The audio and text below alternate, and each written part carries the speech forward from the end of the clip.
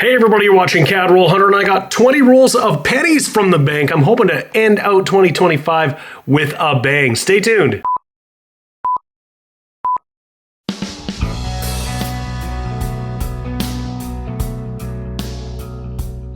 Hey everybody, this is James and you're watching my channel CAD Roll Hunter, and I managed to get 20 rolls of pennies from my bank. Pennies, of course, have been discontinued for well over a decade in Canada. Everybody's gone penny crazy south of the border because the penny was just discontinued. But I'm still able to get pennies here in Canada. Got 20 rolls here. I got all the tools I need. I've got the copper cup for all of the copper cents. They're worth almost 5 cents Canadian in their copper content. You can't actually melt copper in Canada like pennies legally, but I'm going to hold on to them just like I hold on to my silver coins. You never know, if the price keeps going up, maybe we can melt them down and make a profit, or at least trade them for people who want to hold copper just like they hold silver coins. I got the zinc and steel cup here for all the stuff that we're just going to send back to the bank. And the other tools that we need, I've got my scale, I've got my magnet here, and I've got my microscope so we can look for all of the varieties, all of the things we've got here on the coin roll hunting mat for our pennies to look for. Anything from 1920 and later, the small cents. We want to look for any of the key dates. If we can find any King George V, that would be absolutely incredible. Right up to the more modern stuff into the 2000s. Let's crack into these rolls and see what we can find. Well, the first thing I wanted to do with this roll was take a look at the edges to see what kind of a mix we're going to get. We've got some 12-sided edges we can see there. That's going to be copper from 1996 and earlier. Anything would be copper. We want to hold on to those ones. If you see some shiny ones, they're probably newer ones.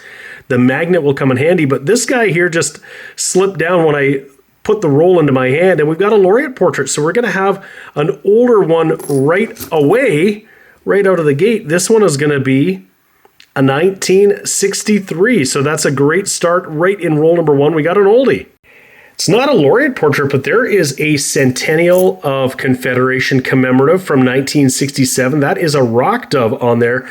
We want to put this one under the scope because there are a couple examples of doubling we can find on these coins. One on the reverse here would be doubling across Canada and this double date. We don't see that on here. That would be die deterioration doubling.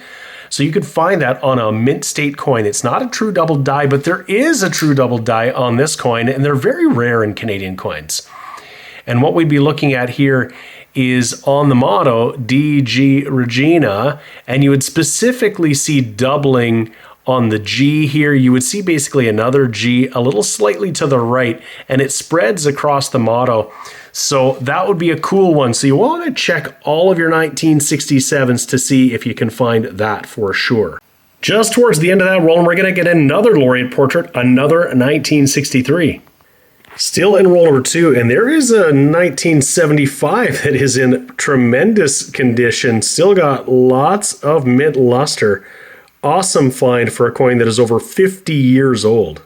Roll number three, and we're going to get an oldie. This is a first year Queen Elizabeth, 1953, and there's a variety we want to look for. There is the shoulder fold and no shoulder fold varieties.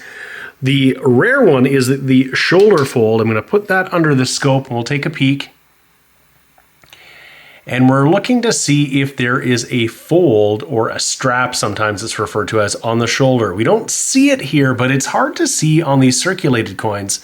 So we often look at the other part of the coin on the obverse that is different, and that is the lettering. And this has a wider flared eye, and that is the no shoulder fold. So this is the common one, the no shoulder fold, but it's an oldie, and it's in pretty nice condition actually.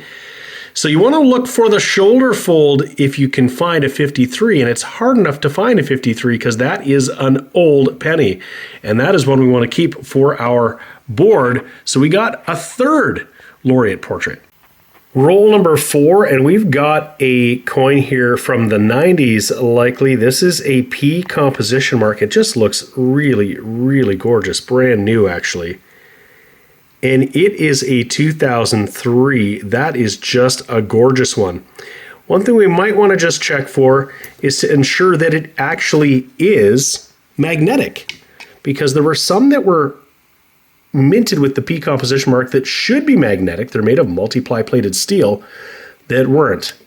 And this one is certainly magnetic, but it is definitely a keeper because it looks flawless. It looks like it is brand new. I'm just trying to be careful not to get any fingerprints on it. I'll set that aside up here on the board. Nice.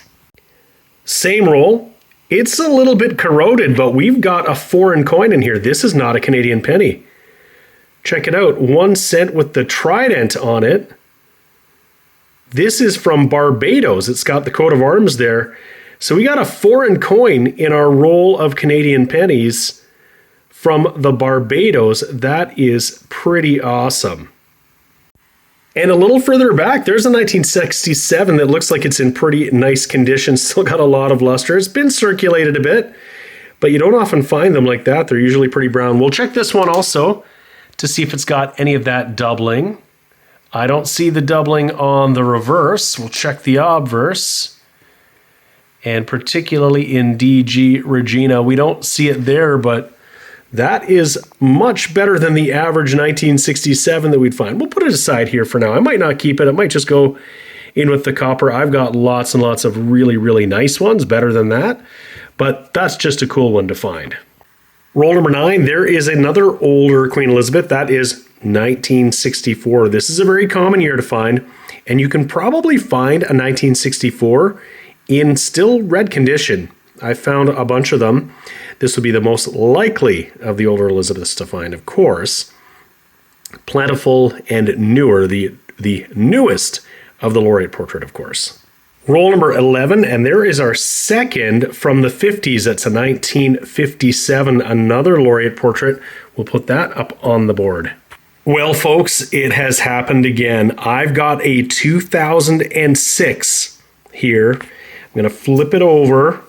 We're going to see that it does not have the P composition mark or the Royal Canadian Mint logo. There are a bunch of different 2006s, but this one with no P composition mark and no logo is supposed to be made of zinc. But I'm going to put it down here. You want to check every single one of them. And if it is attracted to a magnet like this one is, the one I just found, you have a rare and valuable coin. This here, and we'll have to take a look, it's in pretty nice condition. It's got maybe a couple fingerprints on it, but it's still got red, and it doesn't really have a lot of wear. This is probably in a low mint state, perhaps. I've found 2 of these in the past. One of them I got graded by ICCS, and it came out as an MS66. The other one I haven't had graded. It's not as nice as this one, though. And we'll just take a little peek. I brought the Coins in Canada website up. 2006, magnetic, in an MS60 75. In an MS66, it's showing here at about $500. It's trending down a little bit. It was probably closer to $700 when I found it a few years ago. But even if this was an MS60, which is certainly better than that, it's a $75 coin. These were originally thought to be minted at just $222. That was the published figure, but some collectors have found more, and I've just found another one right now. This is an incredible find. This is the 3rd one that I have found. So there's certainly more populous than once thought. But a 2006, no P, no logo, magnetic coin in a mint state with lots of red. That is an incredible find. Exactly the way I was hoping we would ring in the new year and bring 2025 to a close. Awesome. Still in that roll, we're going to have another laureate portrait. It's not going to be as exciting as that last find. It is a 1964. We'll add that to the board. And we got one with a sticker on it. It's just going to be a common coin from the 70s, though. This is roll number 13, and it is being difficult to get out of here. And I feel something in here that I think is large. I think we've got a foreign coin in here that's just quite a bit bigger than a penny right here. So I'll try to get this out. I'm going to try to see if I can coax it out for you to see. I'm going to make a mess here, but There's definitely something in there that was just bigger than it should be, or it certainly felt that way. Yeah, absolutely. There it is. Check it out. Beautiful condition. 1 penny from the United Kingdom from 2002. So we got another 4 in, our second, and it's in beautiful condition, but it's quite a bit bigger than a penny. If I throw a penny on top of that, you'll see why it didn't want to come out all that easily. It's actually quite a bit bigger. And you might have seen it here. I didn't until just now. We got a much smaller one in here as well, and that is a half new penny, also from the United Kingdom. This one from 1973. So this was decimalized coinage. So this would have been 1/200th of a pound after decimalization. 1/2 new penny from the 70s. Awesome. And we're finding more in that roll. There is another 1964 for the board. And we weren't done yet. There was another one in there. Another new penny. This one from 1979. So we got 3 British coins in one roll. Pretty cool. Very end of roll number 17, and we're going to have another laureate portrait. It's another 1964. So this is the very last roll, roll number 20, and we've got another edge that's just a little bit bigger and a little bit of a different color. I'll put this down. We're going to see what that is. It's going to be another 4 and 4 sure. And I dropped it, but that is 5 something. I've never seen this one before. Wow, with a lion on it. I'm going to have to do some digging. That is a crazy cool coin. I have no idea what that is. Because there are no Roman characters on here, I think I'm going to use Google Lens to see if I can identify this. I've never seen this one before. Incredible. Well, Google Lens was pretty awesome. I just had to take basically a picture or do a search of the coin on my phone. The Google Lens app is pretty awesome, and it tells me it's a 5 centime coin. And there are 2 options here, but this is the one right here. It is the non-magnetic version. It was only produced in 1977. It's made of nickel brass. That's why it had a bit of a different color. And if we look here, it is pretty light, 3 grams, nickel brass, 1977. And we'll just take a little peek here. And, you know, it might be worth 50 cents. But as a coin roll hunter, this is an incredible cool find. This is just one we would not ever see. And it looks like there might be some varieties to look for. I'll do that on my own. That is just very cool that we found this Ethiopian coin, 5 centime from 1977 with this roaring lion. That is just a super, super cool find. So we're going to get at least one more find towards the end of our last roll, and it's going to be another 1964 laureate portrait. So 20 rolls hunted, and pennies are harder to come by here, but we're still getting them. So don't fret if you're south of the border thinking you might never get pennies to hunt. You're probably going to be able to get pennies for a very, very long time, particularly if you make good friends with your tellers. Even if they're not supposed to hand them out, you might still get them. So we had a pretty even distribution of copper and zinc and steel, just a little bit heavier on the zinc and steel, but we still found lots of copper there. We got tons of great stuff. So in the laureate portraits, we got a couple in the 50s. We got that 1953, that's the no shoulder fold, and a 1957. We got a couple of 1963s, and we got 5 1964s. And we got a few other bright and shinies, a pretty nice looking 1967, a really nice 75, and that gorgeous 2003 P.